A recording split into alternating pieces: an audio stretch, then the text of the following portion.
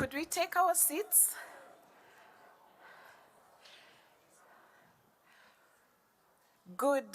Is it good afternoon? Good afternoon, everybody.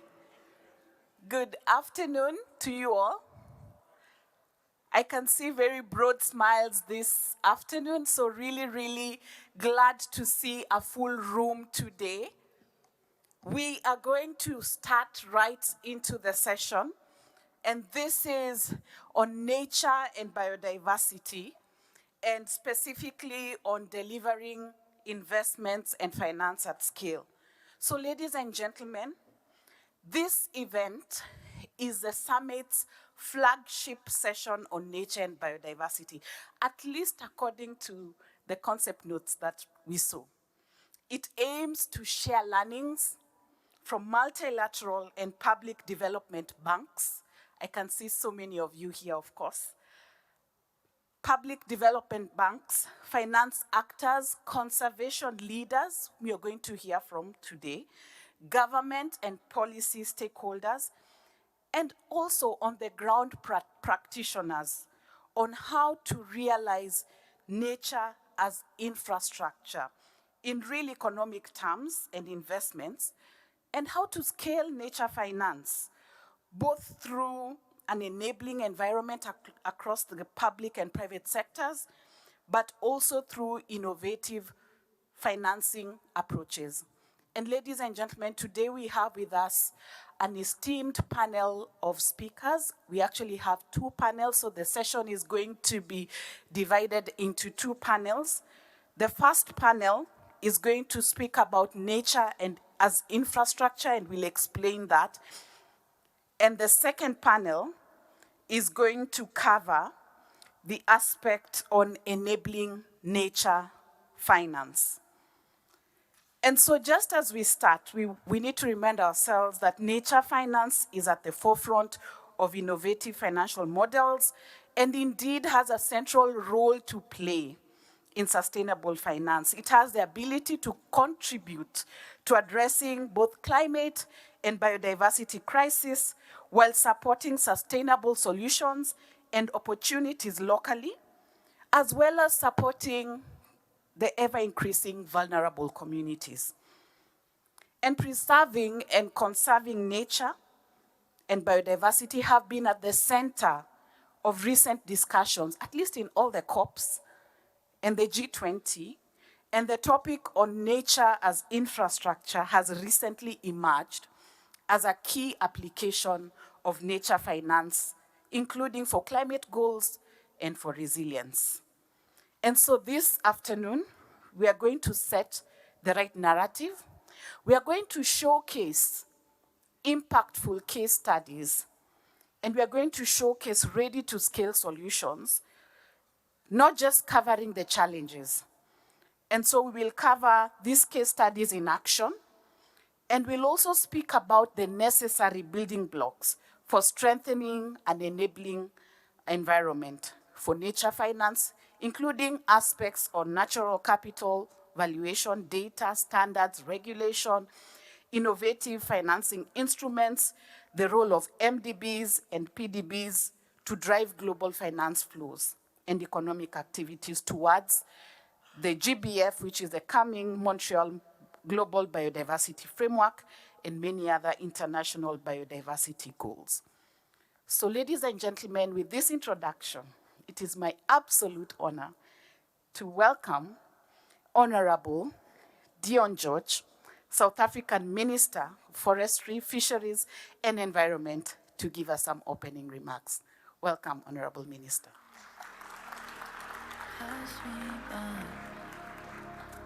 Like nothing's mine. Good afternoon. South Africa is one of the most biodiverse countries in the world, the home of many iconic plants and animal species.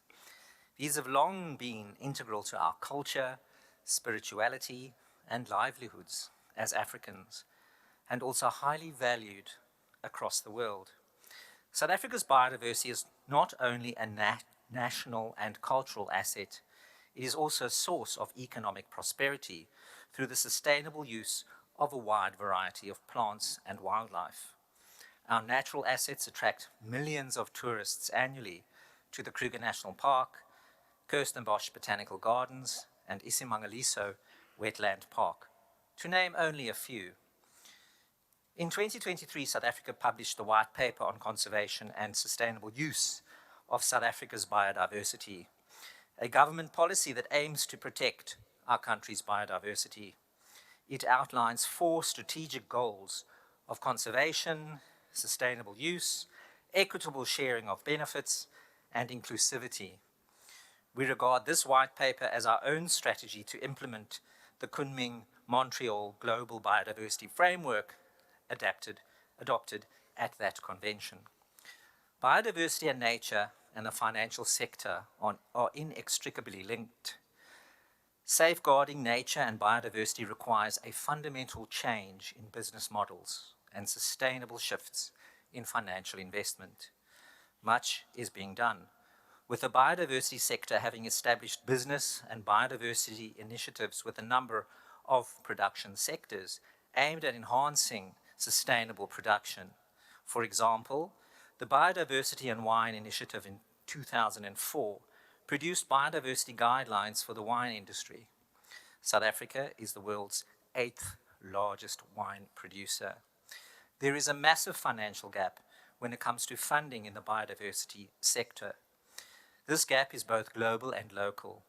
Some estimates put the global biodiversity funding gap at between 598 and 824 billion US dollars per year by 2030.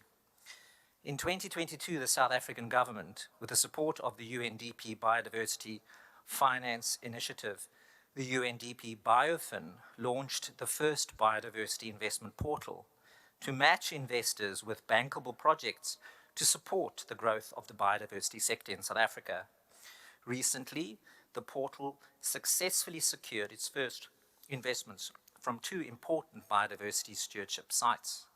This achievement, made possible by technical assistance from the UNDP BioFin, is an important step in promoting conservation, ecotourism, and community well-being in the country. The first investment was made by the US Agency for International Development, USAID, with the Africa Conservation and Communities Tourism Fund, which expressed interest in the projects listed on the investment portal. This resulted in the signing of 2 agreements totaling approximately $450,000 US dollars to be provided through in-kind contributions. The 2 beneficiary sites, the Madikwe Community Property Association in the Northwest and the Blida River Canyon Nature Reserve, will use the investment to develop a management plan and implement a biodiversity credit system. This is a small start. We need access to scaled up, new and additional and predictable grant and highly concessional finance that would allow for greater mobilization and leveraging of public and private finance. Whilst multilateral public finance is critical for developing economy countries to be able to address these complexities, mobilizing private and other sources of finance is the only way that we can meet the scale of the endeavor before us. Philanthropic efforts have been proven to provide much needed support to environmental initiatives. We need to optimize the alignment of these investments to ensure funds are targeted and directed to the most vulnerable. This calls for significant reform of the global financial system and of multilateral development banks.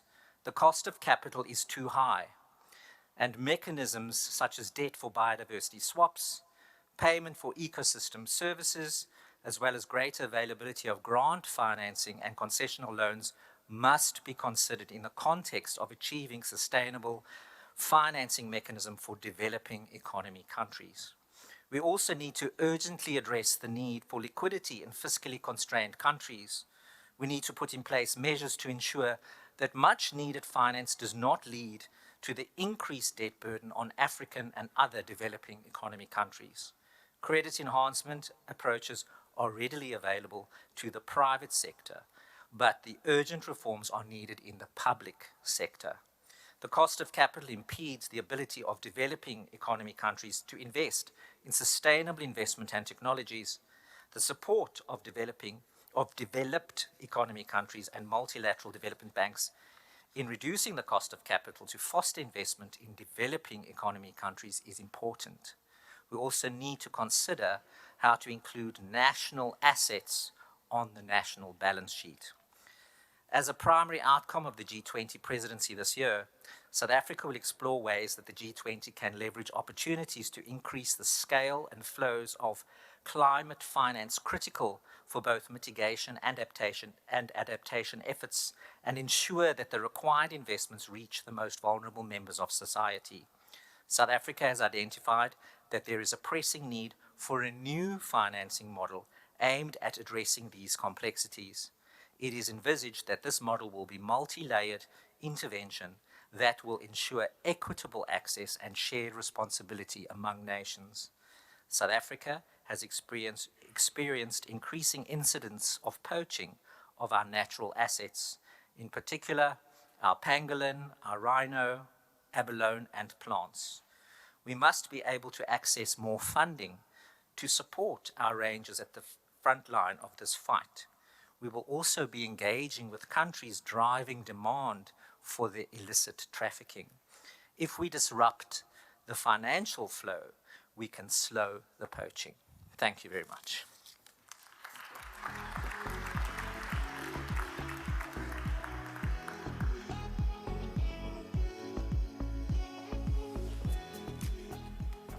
Thank you very much, Honorable Minister, and thank you for taking your time to speak to us this afternoon.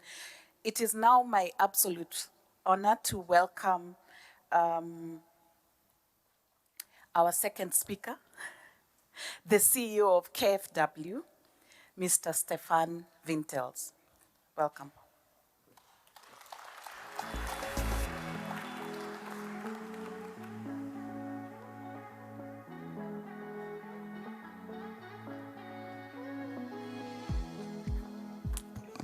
So I hope you can hear me. Good afternoon to everybody. It's a real privilege to speak today to you because biodiversity and nature is a topic at my heart. I moved 3 years ago from the private sector to the public sector. As a father of 4 kids, I think we need to be all in on this topic. Before I start, a big thank you to our host, South Africa and the city of Cape Town. What a wonderful country, and your commitment, and you laid out the strategy on biodiversity is a fantastic starting point, and we as KfW are a big supporter on your countries, and thank you for the long-standing relationship. But also a big thank you to Finance in Commons, because Finance in Common bring you together, and clearly this is a joint task, and my message is let's win together. Let's not lose alone this fight against the loss of biodiversity and climate change from my perspective. But before I start, I did not expect this audience, I have to say. Before I start, I have a very easy question. Who from you would like to be a CEO? Maybe if you raise your hands, don't think too long. Who would like to be a CEO? Not many, okay. Normally I speak in front of different audience, obviously. Normally if I speak about finance, 80–90% raise their hand. So you were lucky who did not raise their hand, because imagine for a moment that you would be the CEO of this planet. And imagine that you have to represent and explain at the shareholders meetings to your shareholders of the planet what you have done as a CEO. We absorb or consume 1.7 times this planet every year. 1.7 times, and the loss of biodiversity as one element is accelerating 100 times faster than in the last 65 million years. You can imagine how your shareholders would react to you as a CEO, and I come back to this theme because I think it's important, because all of us are an owner or a trustee of this planet to the next generation. And in order to be brief, I have only 3 points. And as a banker, I love AAA. KfW, by the way, if you are not familiar, it's a AAA institution.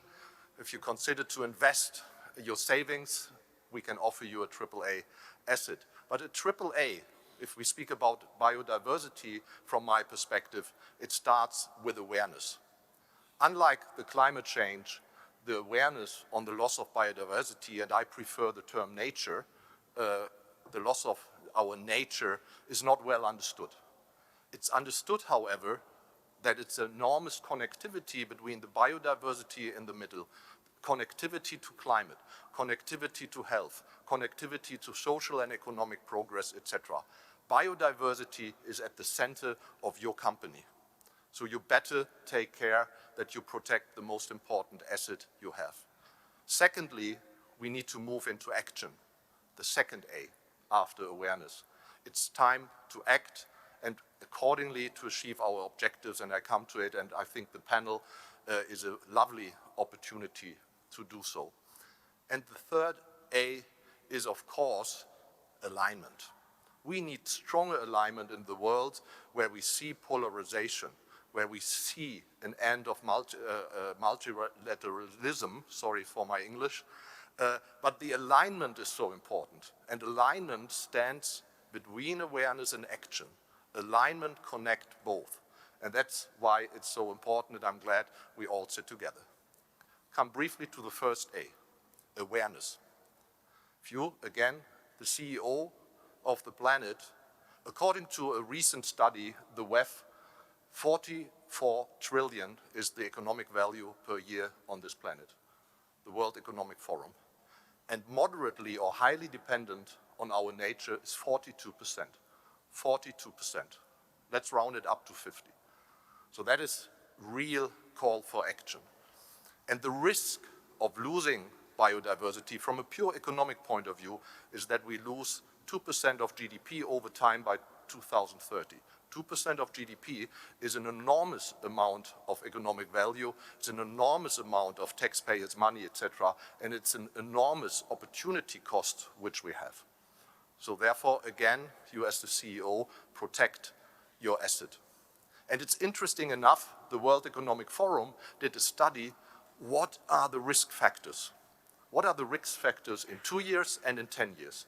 And it's amazing that within a short period of 2 years, only one factor of the top 5 factors is related to climate and biodiversity. But if you ask the question, what are the biggest risks in 10 years from now, and you ask the question to the same audience or group of people, suddenly 4 topics are amongst the top 5 risk factors. And that shows you the tragedy of the horizon. We are not designed to think long-term and act accordingly. This seems to be not the human being's interest. We are very short-term oriented, and everybody looks, of course, to maximize its own profitability. But with this paradigm, I think it will be hard to compete. And therefore, it's important to raise the awareness. But we need also a positive narrative. I don't think we should have a narrative where people are afraid. People should think positively about nature, and the opportunity on nature as a business is also estimated as a 10 trillion business opportunity, creating 400 million jobs by 2030. This is enormous. Think about what the opportunity could be in your country or within your responsibility, that people believe and see the advantages and the connection to social and economic progress. The second A is action. I'm the CEO and the trustees of the German taxpayers' money of KfW, and I'm glad that biodiversity is part of our strategic priority. We think climate and nature as one. With 4 billion, we are the global's largest biodiversity financier. We have established 2 biodiversity-related funds, a legacy landscape fund in Africa, but also a business eco, as we call it, fund within third-party asset managers, where we try to direct private capital to biodiversity and nature-related projects. So the Legacy Landscape Fund, the vision is that we have a long-term financing to the 6,000 most valuable reservates, if that is the right English term. And this is so important because the estimation of the investments needed to preserve our nature by the Paulson Institute is estimated to 600 to 800 billion a year. These are enormous amounts, people get afraid, but a lot of investments can be redirected.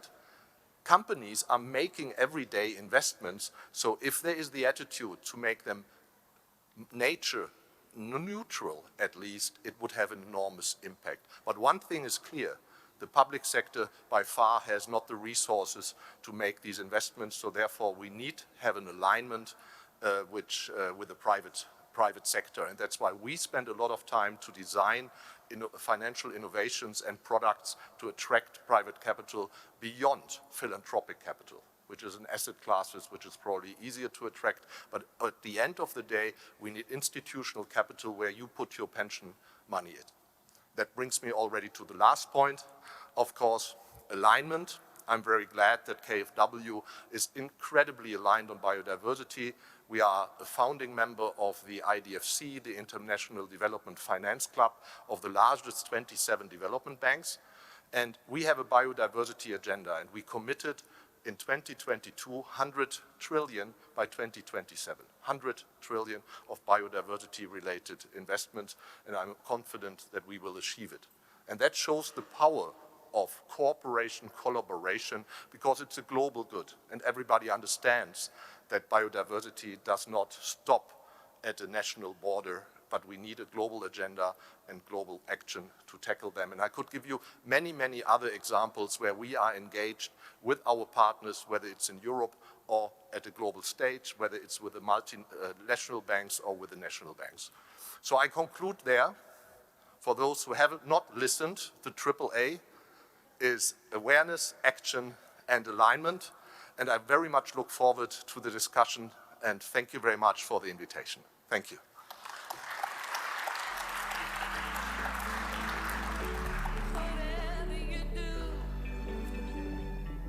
So I hope you were all listening. The AAA is?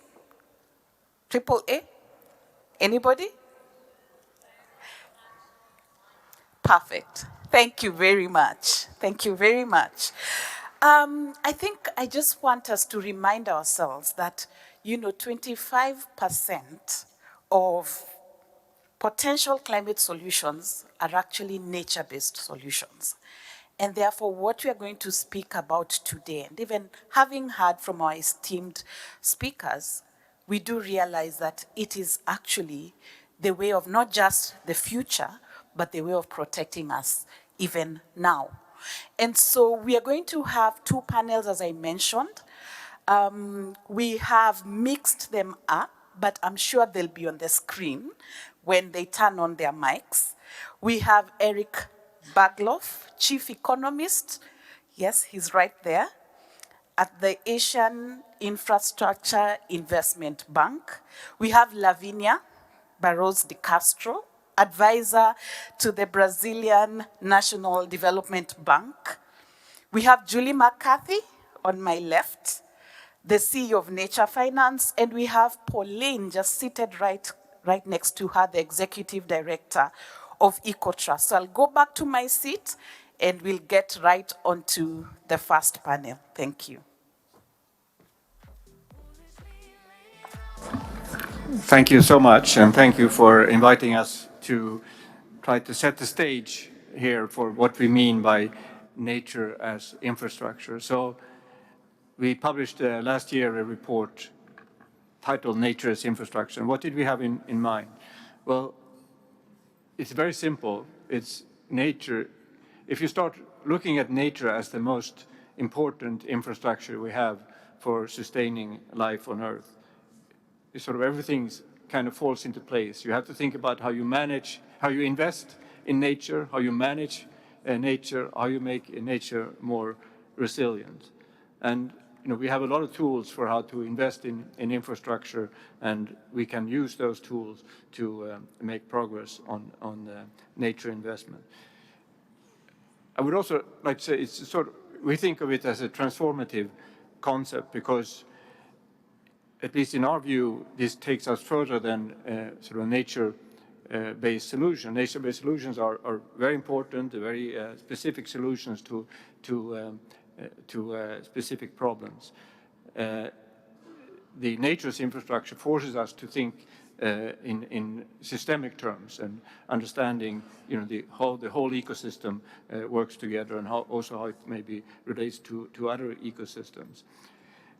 It is something that has to be, when we look as an infrastructure bank, look at investments, we kind of owe it to ourselves that we should look at nature first. What can nature help deliver? If you think of the river systems of the world, the Indus River system, the Nile, the Amazon, and so on, these are ecosystems that have sustained civilizations for millennia, and that's the level, I think, that we have to think about what nature's infrastructure means. And we need to integrate this approach into investment decisions and development strategies, and look at how can we again make nature more resilient. How can we combine nature-based solution, but also sometimes with more gray infrastructure? All this fits together. Also, thinking about this at the sort of macro level, we start thinking, if we introduce this perspective, it's a lot about valuing natural capital. And once you start valuing natural capital, the way you think about economic growth, if you combine economic capital and natural capital, the way you think about economic growth, the way you think about productivity changes, and it opens up new development strategies. If you start thinking about the opportunities to apply natural capital to the balance sheets of individual countries, and thinking about developing economies, having not been able to afford to ruin nature, these assets become very important and can help bring down cost of capital and reduce debt levels. But of course, it also introduces risks. If we are indeed not protecting these assets, if we allow climate change and so on to degrade the value of these assets, it introduces risks. So we need to look at both the opportunity and the risk. And I think I would stop there to say, this is the incredible opportunity. There are 3 hotspots in the world for biodiversity. It's Southeast Asia, it's the Amazon and Latin America, and it's Africa. And this is Africa's opportunity to really leverage the tremendous natural resources it has. Thank you. Thank you, Eric, for highlighting to us your commitment. And, going back to Lavinia, Brazil has demonstrated that it is possible to invest in nature. Could you share with us some examples of what has worked when you look at investments into nature as infrastructure? Thank you very much for this opportunity, Dorothy. Well, I think we are aware we have a lot of actions, and we are aligned and transparent. So I think we're good. So let's start. I think for the BNDES, talking about nature as infrastructure is talking about resilience. Our vision is BNDES is fundamental for improving resilience, to restore and maintain natural system capable of producing, of course, water and humidity, but also regulating temperature, maintaining air quality, reduce vulnerability to flooding and landslides, which have been such a problem in Brazil, contributing to water drainage and slope containment, and regenerate soil quality, increase pollination, reduce the risk of pandemics and epidemics, and many other ecosystem services. So just like the Honorable Mr. Minister said, Brazil is also one of the world's greatest diversities of flora and fauna. We have 6 territories, biomas, several marine and coastal ecosystems, and 2 of the 6 biodiversity hotspots, the Atlantic forest and Cerrado.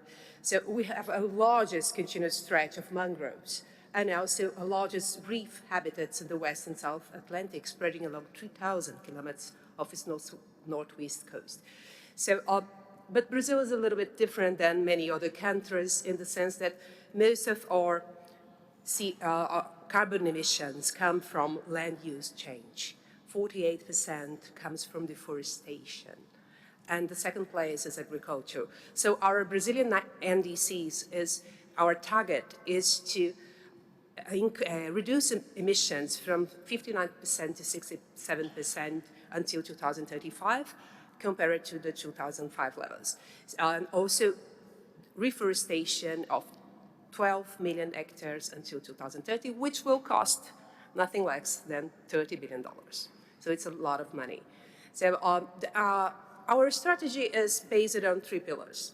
We have the Amazon Fund, the Climate Fund, and concessions, okay?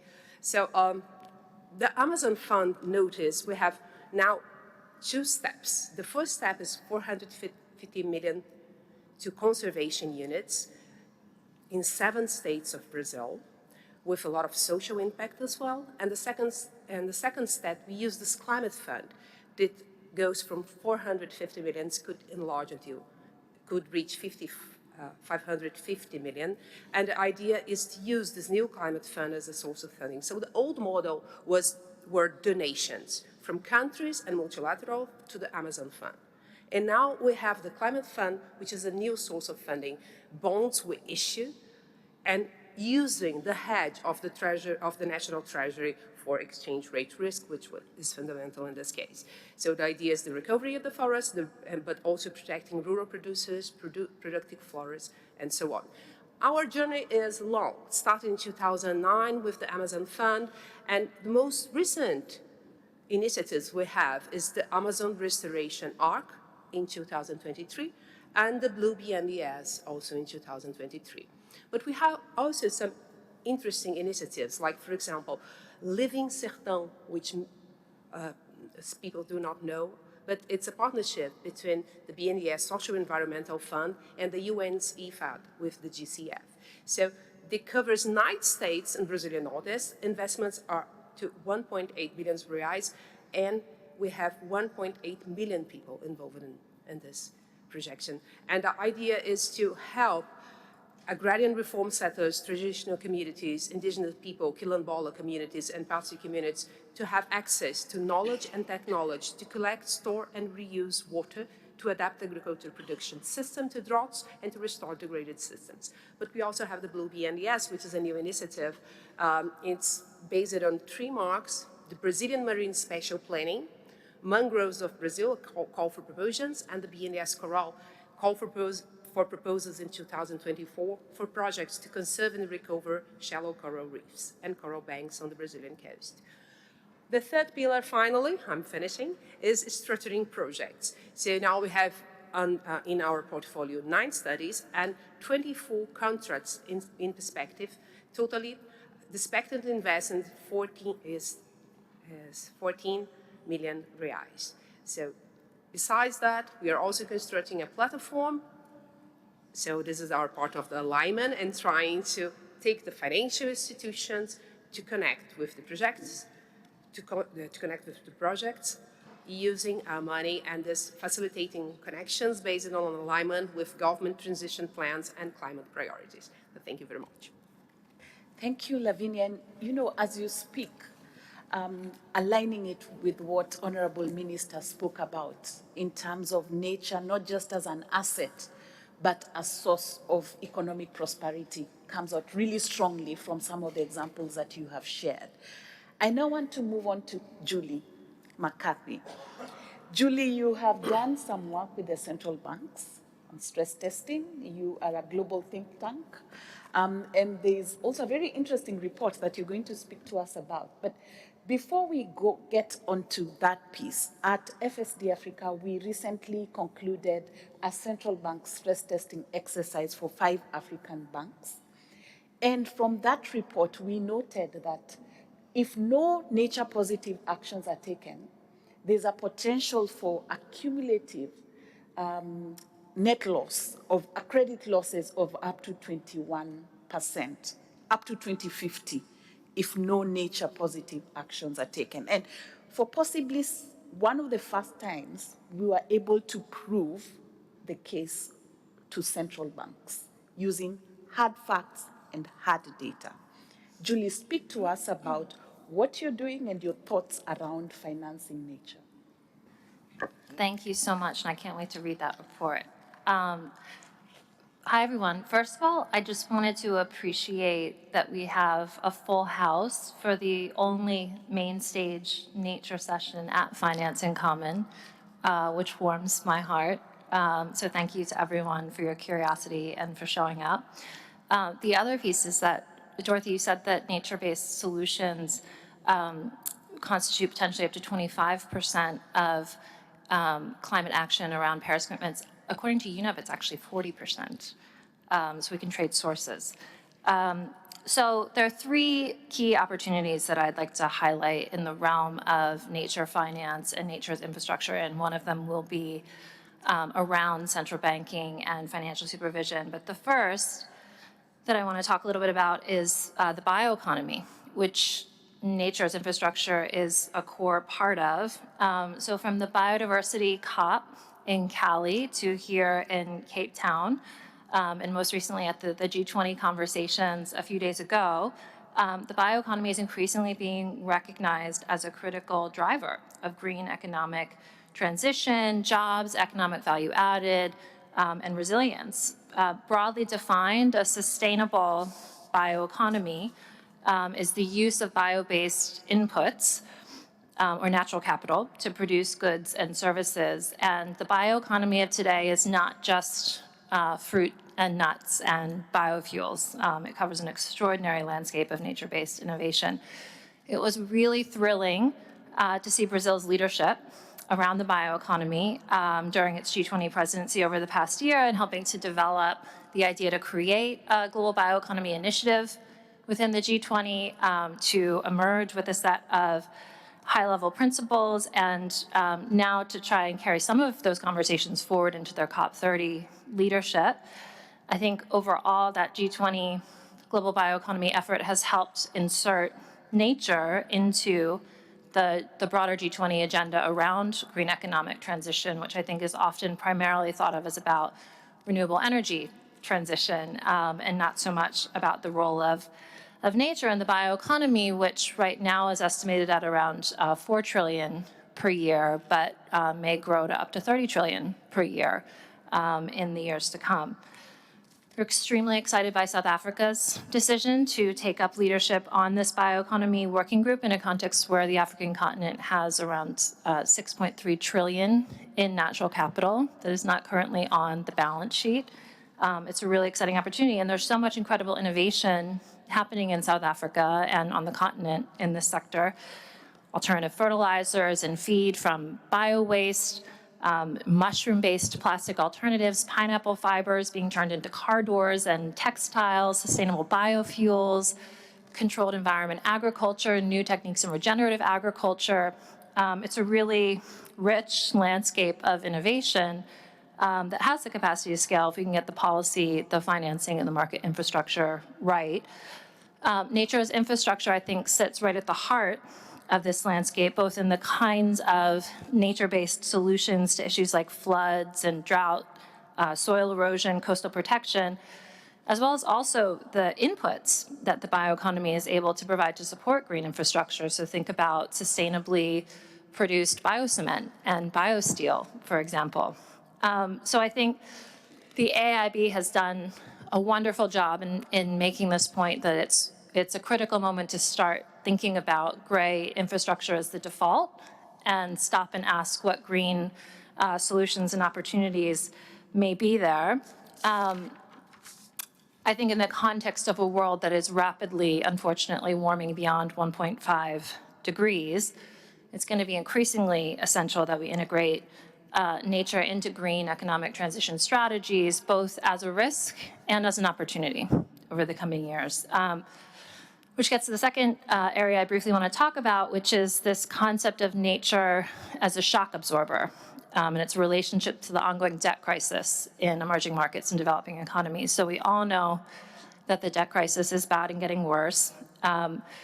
Emerging markets and developing economies face mounting economic pressures as debt burdens rise. They're locked in this vicious cycle of natural and climate disaster, followed by debt crisis. And it further excludes countries from international capital markets and also then continues to prevent them from making the investments in adaptation and resilience that they need to make.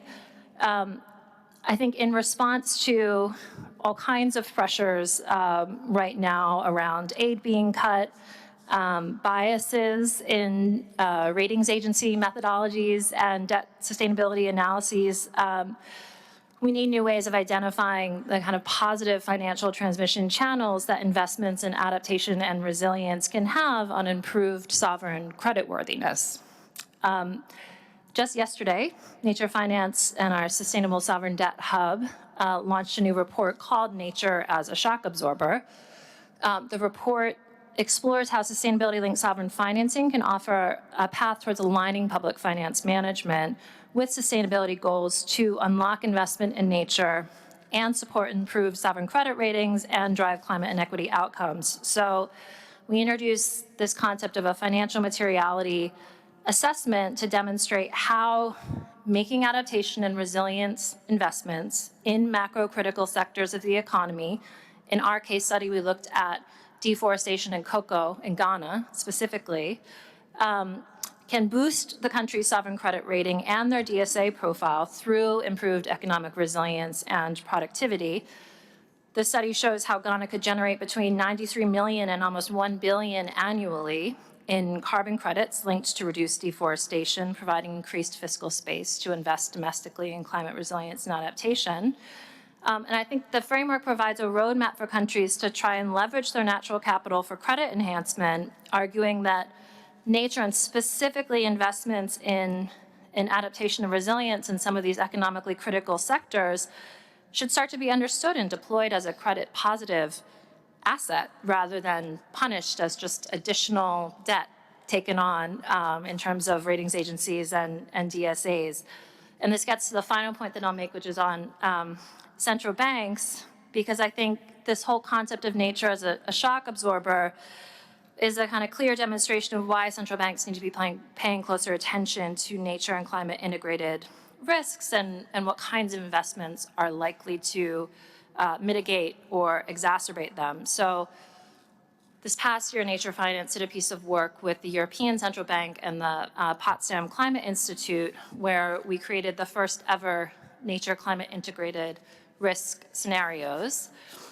We looked at land use and agriculture specifically, and the results were what I would assume we all probably would expect, which is that when you look at nature and climate separately, you miss a whole landscape of potential interdependencies and risks exacerbating financial stability if you're not looking at the two together. So I think we're now at a moment where there's still work always to be done in improving scenarios and data, but we need to see these insights translate not just into scenarios and stress testing, but also into broader macroprudential supervision, collateral frameworks, refinancing strategies. We need to see insurers, both public and private, taking these risks up and linking potentially to performance criteria for investments on resilience and adaptation as a part of their willingness to cover them. I think the more that we see uptake of nature and climate risks by central banks and financial supervisors and insurers, the more that they're engaging directly with the science and their increasingly sophisticated economic models, this can also help inadvertently create more market demand for nature-positive investments like nature as infrastructure, which in reality we all know is helping save billions in damages due to the physical and transition risks, and it's also helping future-proof investment value chains and corporate supply chains. So I'll stop there. Thank you. Thank you very much, Julie. And at this point, I'm almost tempted to bring in Kevin Bender from TNC, because he's also going to speak about the debt issue. But let me hold that thought. Kevin, we'll get to you at that second panel. But it would be great to see the linkages about what you're going to say and what Julie has just covered. But I want to now go to real action on the ground. And Pauline, you have had experience from both angles.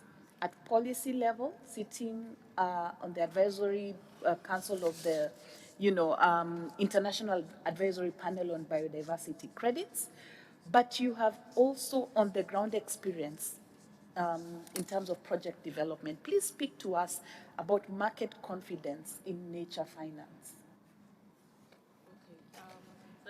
Thank you very much. Sometimes I listen to the words and the big words that are said by the bankers and the technocrats, and then somewhere along the way I feel like I'm getting lost, but I have decided they can speak finance, they can speak policy, I will speak English. So I'm hoping today that I get to speak English. I work with the Environmental Conservation Trust of Uganda, which is an NGO based out in Uganda. And we work with smallholder farmers. And we've innovated around the concept of conservation finance.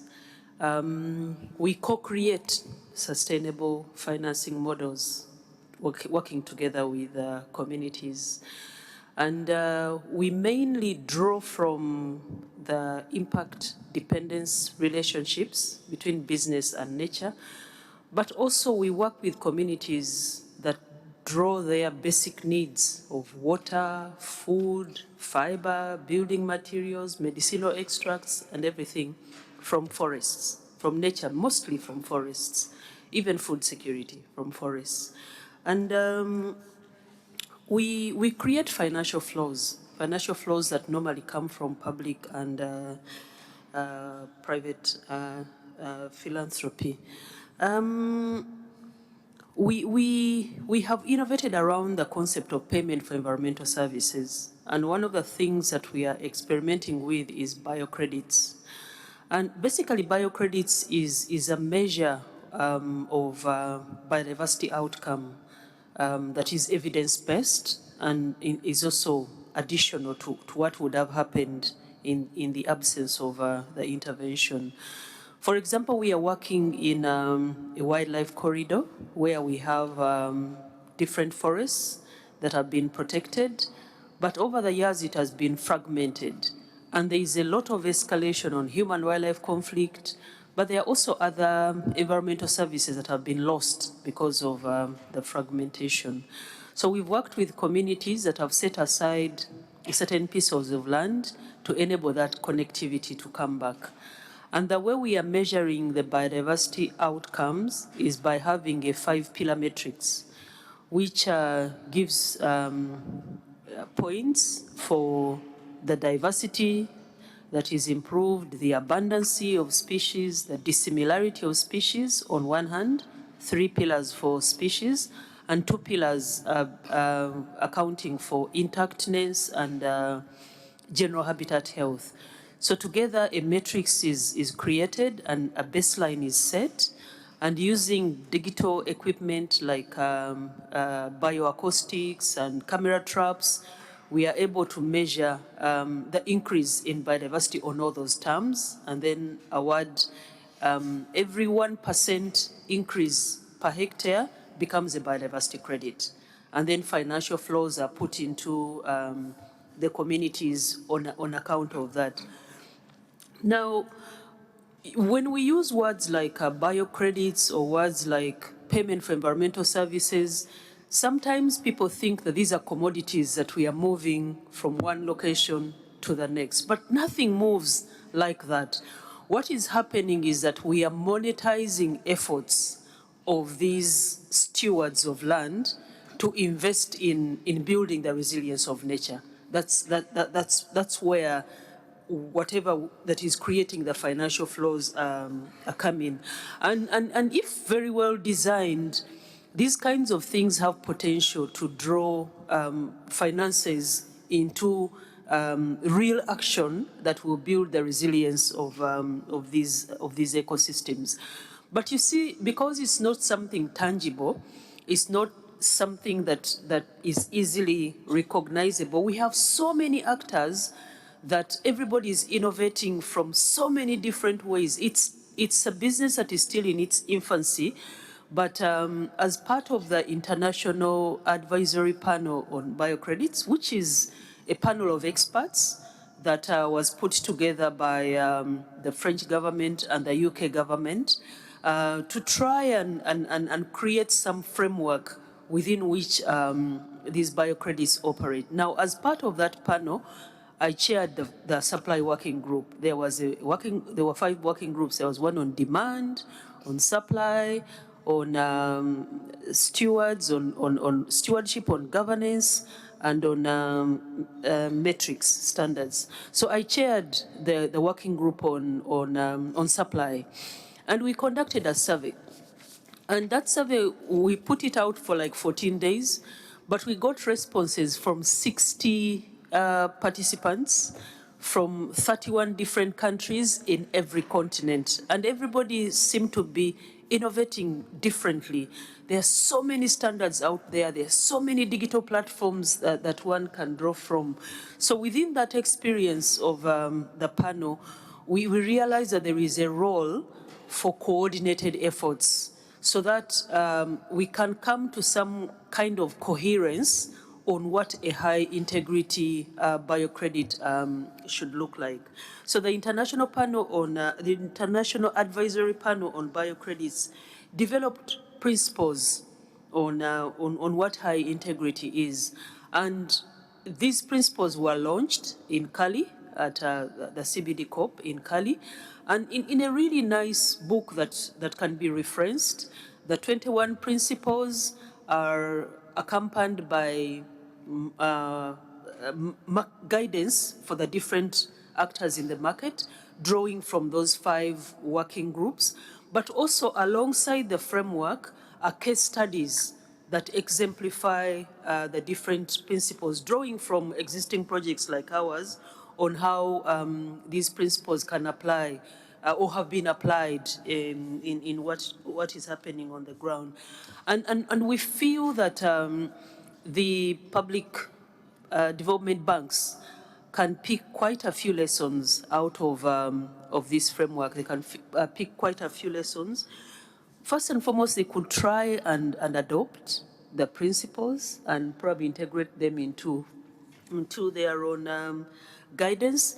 But you could also encourage private companies, private actors to invest in developing projects following these principles, and also to work with the governments. You hold quite a bit of sway with government, because he who what's that, drum the piper, he who pays the piper determines the tune.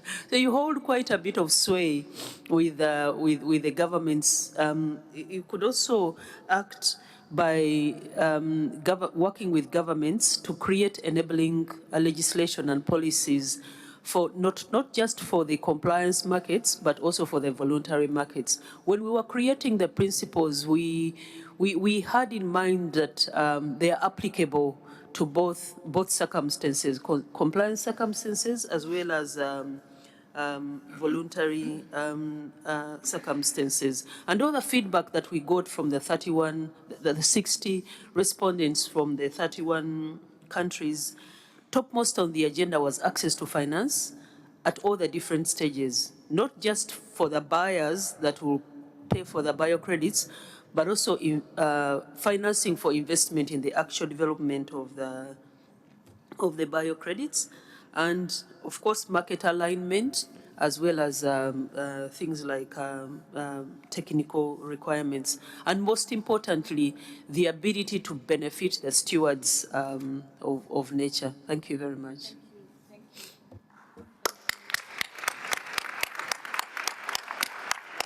Thank you, Pauline, for covering that so well.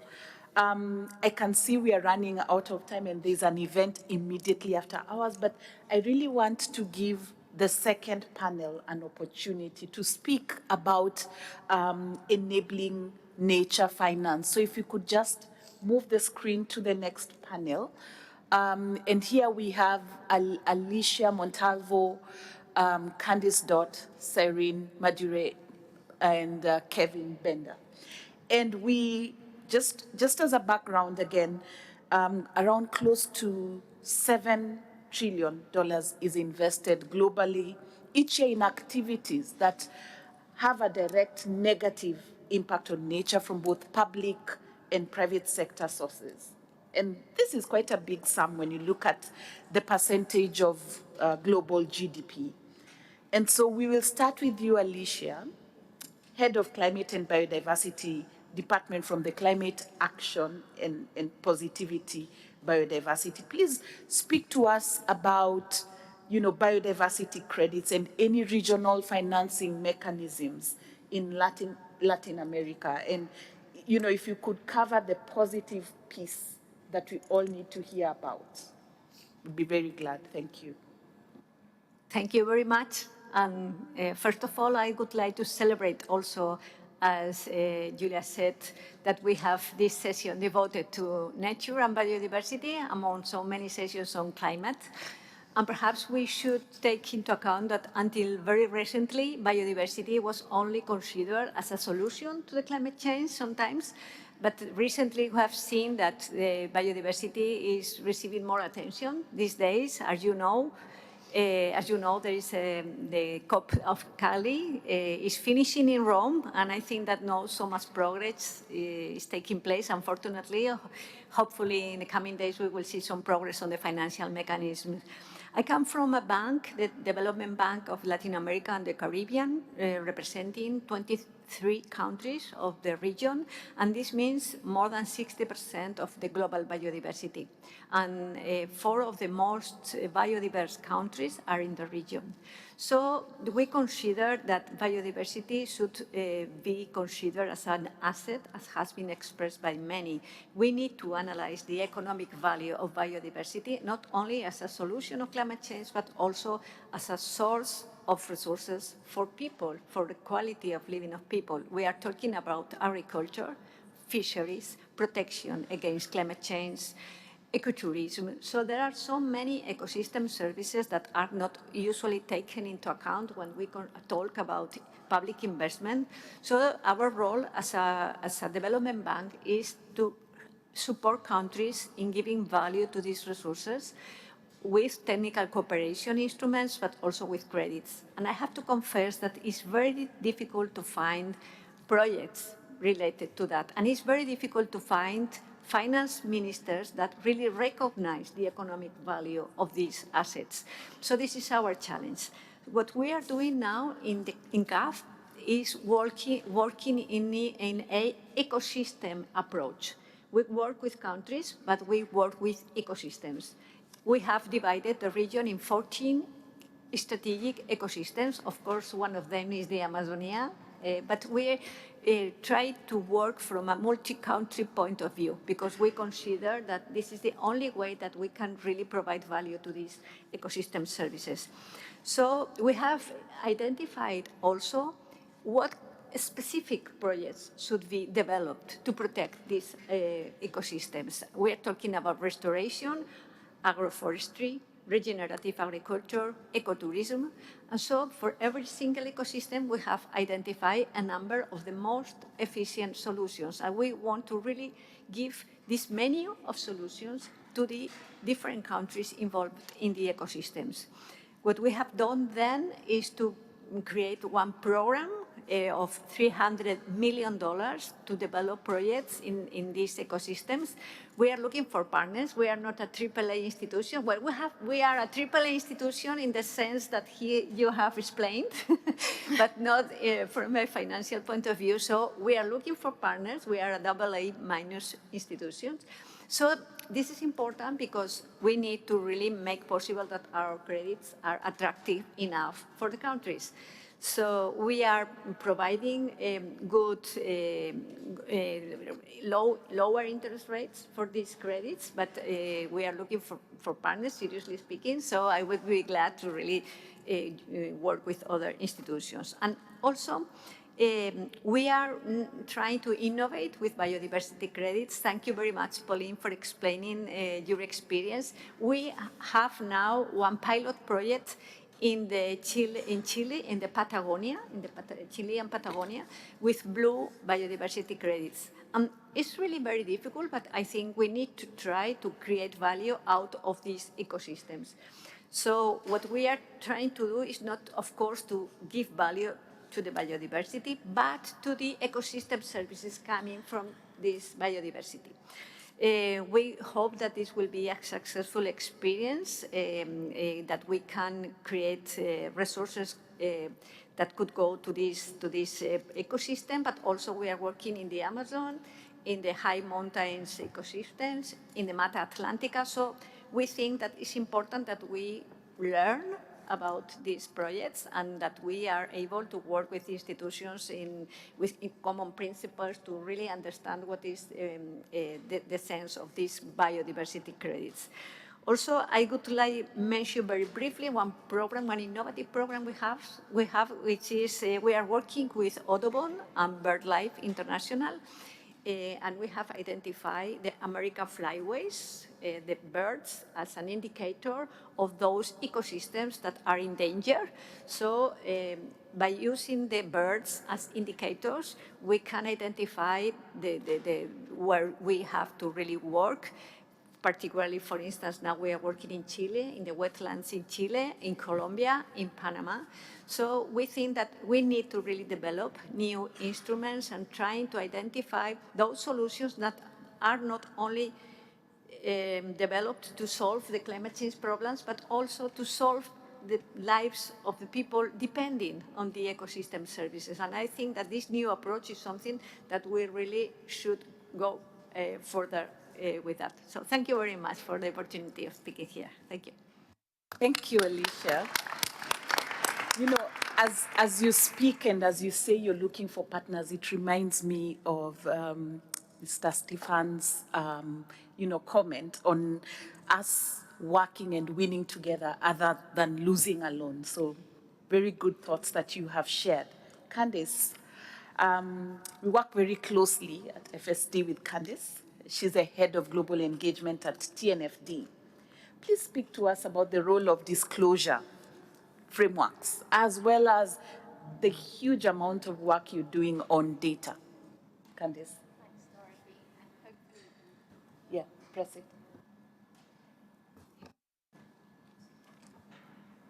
I get that right. There we go. Sorry. We do a lot of work, and I think one of the important things about the last few days in this conference is I feel like there is a lot of cooperation already. And I've heard a lot of common language used, which has been music to my ears, because I feel like a lot of our work is about highlighting the fact that the resilience of business and financial portfolios depends on the resilience of nature. So a lot of your stats that have been shared have certainly helped. I also have an acronym, but I'm going to save that for a few minutes. I think we see a lot of evidence. I arrived on Tuesday. There was a terrible fire just below the Table Mountain. I think that that's something that's growing in frequency in the region. You've got a lot of support crew and different processes and systems and structures having to be put in place, which costs cities a small fortune, which requires financing. I think it's important to look at scientific evidence. There's a lot of research. There is a lot of data, and I'm going to go into that in a bit more detail. But most people in this field have read or are familiar with the Professor Partha Dasgupta review. And that's a review on the economics of biodiversity, which really points a lot to the fact that we often talk about the visible aspects of nature and biodiversity, but we often forget about the invisible aspects. You've talked about bird migration pathways. Nature's often silent, invisible, and mobile, and I think we need to remind ourselves that that means that often we're trying to accommodate and integrate the risks that we can see, but it's those that we can't that are perhaps missing in the conversation with business finance and development finance institutions. And looking at how that unattended starts to have an impact on needing to better price those risks and thinking about the opportunities as well that Julie referred to. So just for those in the room that are not familiar with the TNFD work, we have provided the market with a set of guidance and tools to enable the identification, assessment, and reporting of material nature-related issues. And I firmly believe, having spent the last 2 days in some phenomenal sessions, that my biggest takeaway is to not reinvent the wheel. We've done a lot of work, and I'd really encourage those in the audience and those that are not familiar with our work to take a look for 3 main reasons. One area, and this is my acronym, MDB, very creative, but it certainly aligns with the AAA acronym, and hopefully we create a AAA MDB here in the works. But metrics and measurements is very important. And we constantly get asked about this and thinking about it from the point of view of knowing that climate reporting now is pretty well established and very well supported, in my opinion, when you come to listening to the work that all of us do in this room. There are a lot of critical tools that exist, platforms, there's quite a lot of financing already, and certainly an easier metric using the Greenhouse Protocol. The TNFD commenced work in 2021, and it's really important to think about the work that we've done around the foundations required to set metrics and measurements and the methods used to help support the market beyond the greenhouse gas metrics.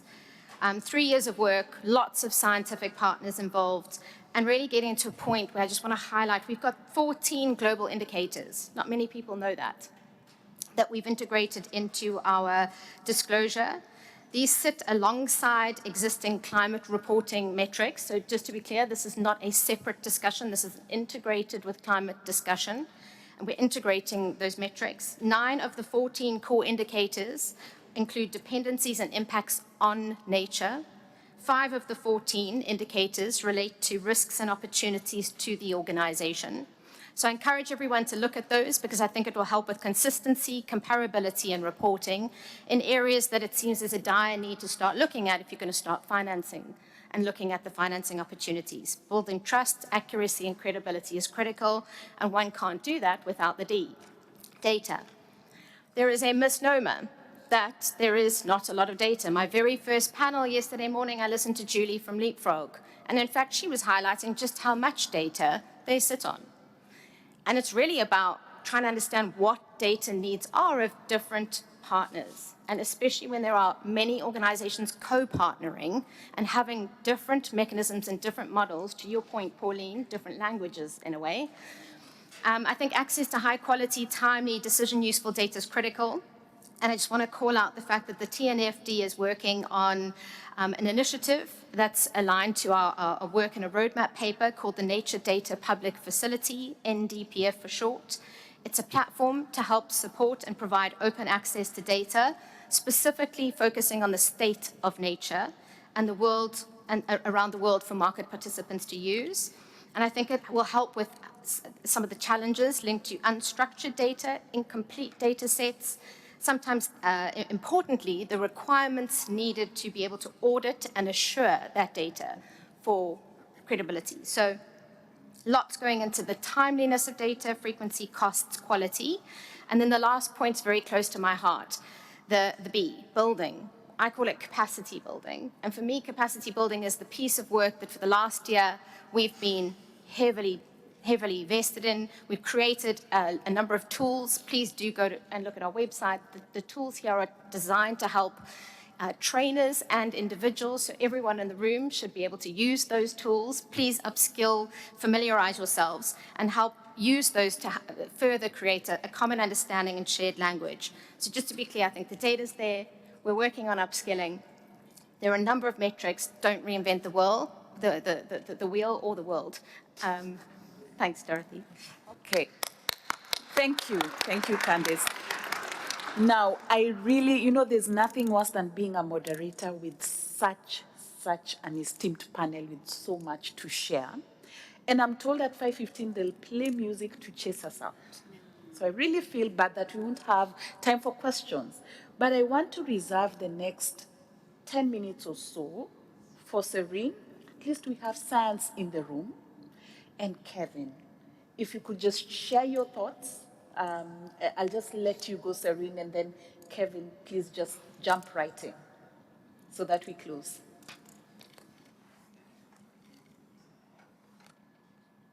Just the red, yeah. Just press it. It's green. It should be red. Okay. Yes, there you go. There we go. Yeah, so good afternoon, everyone, and thanks to Nature and Finance for inviting me, as well as IDFC. It's really great to be here. And, a lot of what I was going to say was covered by the previous panelists and the keynote speakers as well, talking about nature and infrastructure and making ecological infrastructure and nature an asset on balance sheets and things like that.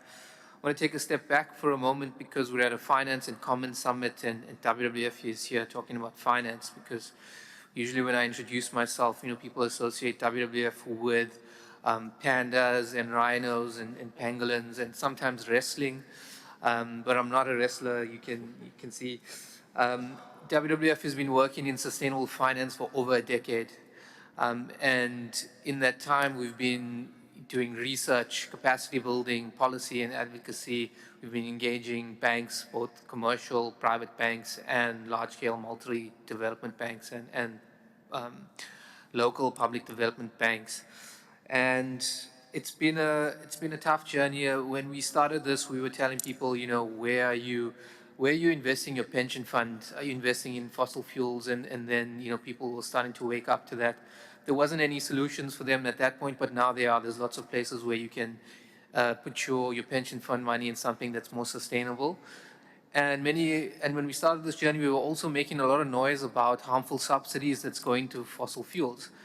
And throughout the conference, I haven't heard many people or anyone really talk about harmful subsidies that's going towards negative impact areas. But we've spoken a lot about the global biodiversity framework, and GBF Target 18, for those of you who don't know, specifically deals with harmful subsidies. And it seems like it's a wasted opportunity to not bring that up at this conference. I've heard panelists from different development banks talk about guarantees, risk capital, first loss guarantees, and all kinds of very important risk metrics. But yet, we also have policymakers, finance ministers, environmental ministers, the president speaking tomorrow. We also have all these harmful subsidies that's been allocated towards negative impact areas. And part of what we've been doing at WWF is been trying to encourage more financial flows towards positive impact areas. And to that extent, we've created financial solutions to help people and investors do that with our various partners that we have. We've also been engaging with banks at various levels, and some of our key messaging has been around creating, defining what you mean by nature positive. And I think we've been talking about this, about the language that we use to define this, about measuring your nature-related outcomes and having systems in place to do that. And there's tools available like TNFD. There's things out there to help you get through this journey, and the capacity building that we are, planning for people who want to get involved, who want to learn more. There are opportunities out there. You just got to look for them, and it's actually not that difficult to find. We talked about fostering new products, and my colleague Alicia was mentioning some really wonderful things. I mean, they defined what nature positive means for them.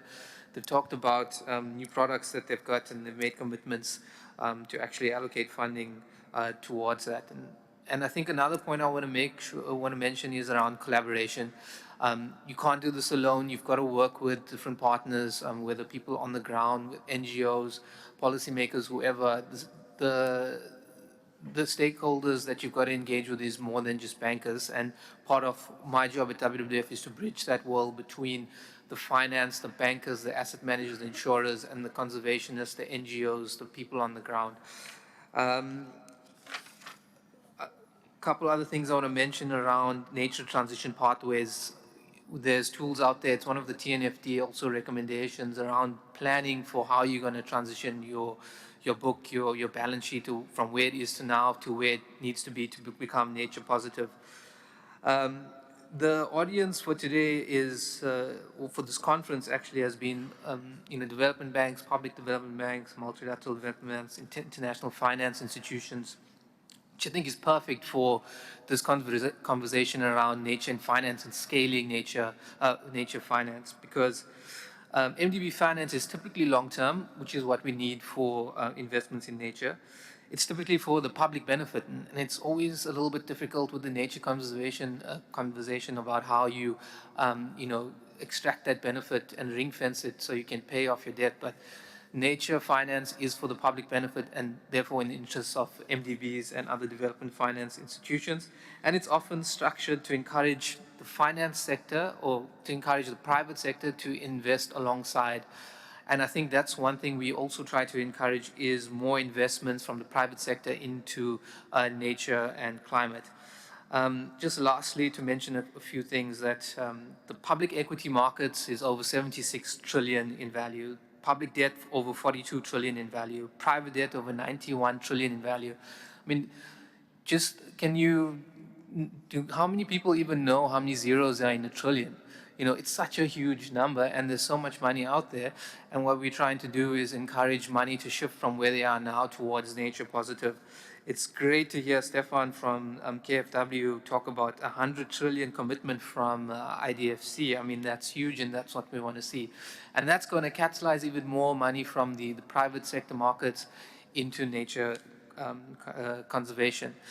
So that's my time. Lastly, if the fix is out there, I'd like to encourage, that we keep this conversation going. We maybe set up a nature finance working group within the fix to really keep the momentum up and keep driving these things. But yeah, I'll yield my time there. Thank you very much.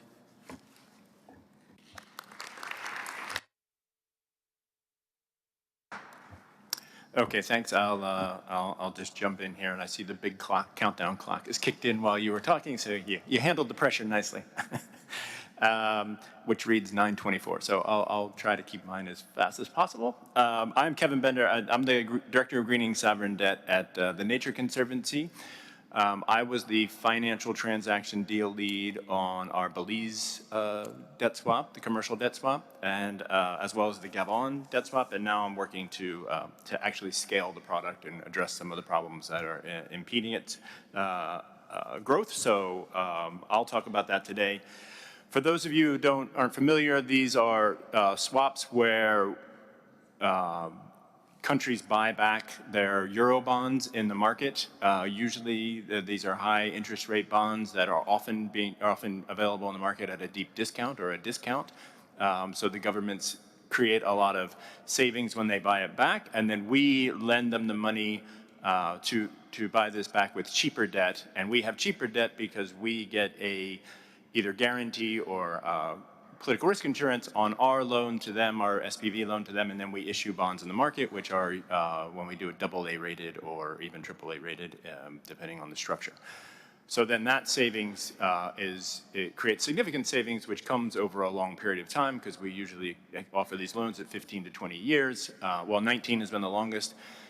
So then the savings comes back in the coupons, so you get a steady stream of funding for conservation, and then the government makes commitments to their conservation commitments that are aligned with that are in the documents, the legal structure of the loan, and if they don't meet their commitments, they get an extra step-up coupon until they do meet those commitments, and those commitments are usually to get to 30% protection.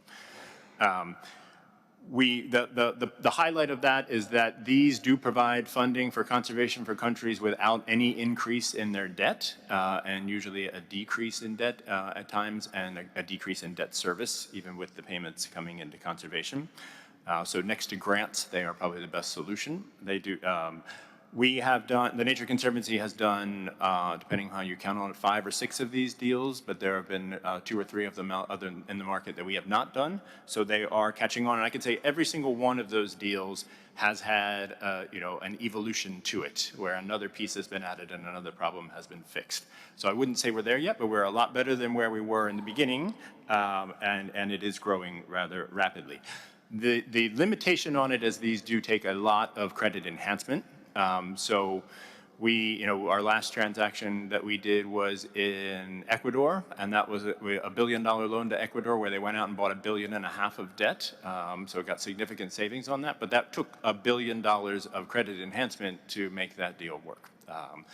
So with ours, we have made loans of all of ours together of $3 billion and created roughly $1 billion over the next 15 to 20 years for conservation. With the limitation of credit enhancement, there is a task force that has been put together. CAF is on the task force, AIB is on the task force. This is a task force of all the major potential credit enhancement providers. 5 members of that have skin in the game in one transaction or another.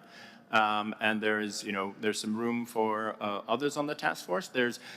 All of the regional MDBs are on it. Well, most of the regional MDBs are on it, including AIB, like I said, as well as some funds, GEF and GCF, and AFD and DFC AFD from France and DFC are on there. I would say that there's probably room for some more DFIs to join, and I've had some conversations with KFW, so that could be a good growth opportunity for us. Quickly, I don't have a lot of time, so there's some work that we're doing on the, well, let me jump to one of the problems that we have when we go to countries and explain these products is that ministries of finance in particular, are bombarded by people with good ideas. And when people like me come and talk about fancy, shiny objects that can do a lot of things, they don't often understand what they're getting into, and they don't have the nature financing strategy plans to go back to say, oh, exactly, we've already done this, we know that we needed the nature swap for this, we need to do a green bond for this, we need grants for this. Those plans are not readily available, so that's one place where we can go, and that is where technical assistance from some of the MDBs and the DFIs could go a long way. That also has to be married with the NBSAPs and the NDCs and the NAPs and the country prosperity plans.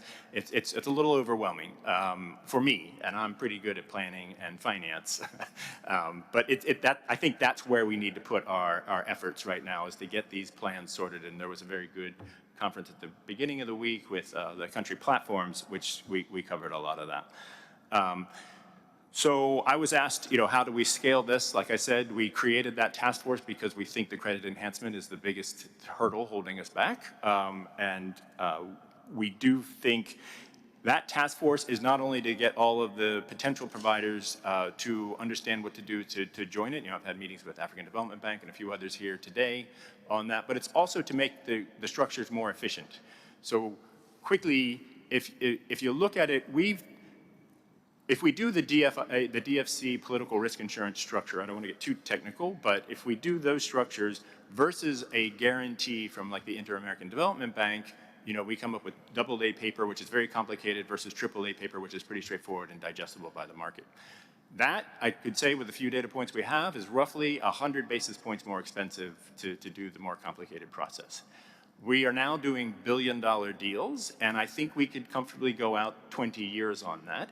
If we put the effort in with this task force to come up with better structures where we have a MDB or a AAA rating in the front and other solutions behind that to pass off the risk, including the market with co-insurance and reinsurance, and we get the AA paper with the political risk insurance behind the scenes, that's 100 basis point saving on $1 billion for 20 years, which turns out to be $200 million in that one transaction. So that is worth sitting down and spending the time to figure these things out, and that's what the task force is doing. The last thing I would say is, because I work for the Nature Conservancy and we invented this, these evolved out of the the bilateral debt for nature swaps. And the reason those debt for nature swaps became so popular was because a lot of these emerging markets back in the 90s and 2000s were in a bit of a debt crisis, as we're seeing now, particularly in Africa. And what those countries turn to, usually, if they have no other choice, is commodities to get hard currency to pay their debt, which means they cut down their forest, they overmine, they overfish. So there is a natural connection between debt swaps and these structures and nature, and I would like us to do all the best we can to keep this in the nature space, because you can certainly do it for anything else. There's, it's cash flow, but it's imperative that we really keep the focus on nature with these products. Thank you. Wow.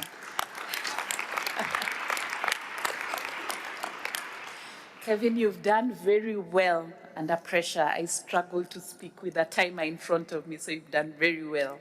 Ladies and gentlemen, you've heard for yourselves today that nature and biodiversity are not just environmental concerns, but they are real foundation of our economies, of our societies, and of our well-being. And each speaker today has proven that to us, and that we need to move from fragmented efforts and unlock this finance at scale. And this again requires integration of nature into our core financial systems, requires policy, requires, robust market mechanisms, requires each of us to come to the table. I don't think I want to go any deeper than that. So I just want to thank you very much. I also want to extend a special thanks to Monique. I don't know where she is. She's done an excellent job. You can imagine coordinating each and every one of us to speak today. Thank you very much, and thank you, our esteemed speakers and panelists, for staying through the time. We have a photo session, so I will invite you, speakers and panelists, to the front. Ladies and gentlemen, the speakers will join you outside. I hope we have a few minutes to take some of your questions. Thank you very much for your time.